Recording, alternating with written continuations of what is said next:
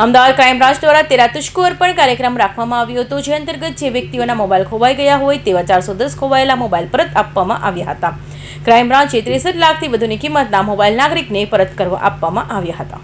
અમદાવાદ શહેરના અલગ અલગ જગ્યાએ નાગરિકોના ખોવાયેલા કે ચોરી થયેલા મોબાઈલ અમદાવાદ ક્રાઇમ બ્રાન્ચે શોધી કાઢ્યા હતા. ક્રાઇમ બ્રાન્ચે કુલ 410 મોબાઈલ ફોન શોધી કાઢ્યા હતા.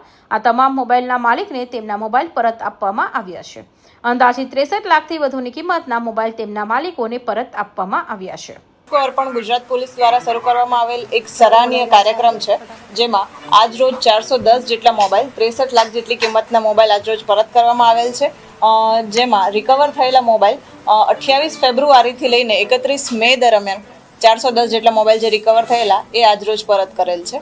અને આ સિવાય પણ દર 3 મહિને આ કાર્યક્રમ થતો રહે છે, જેમાં જેટલા પણ ખોવાયેલા મોબાઈલ ડિટેક્ટ થાય છે અને રિકવર થાય છે એ તમામ એના મૂળ માલિકને શોધી અને પરત કરવામાં આવે છે. આ તમામ મોબાઈલ ચોરી થયાની એક પણ ફરિયાદ નોંધાઈ નથી. માત્ર અરજી આવી હતી, જેના આધારે ક્રાઇમ બ્રાન્ચે પોલીસ મોબાઈલને પરત આપ્યા છે. ક્યારે કોઈ પણ વ્યક્તિનો મોબાઈલ ખોવાઈ જાય તો તરત જ ફરિયાદ કે અરજી આપવામાં અપીલ કરવામાં આવી છે.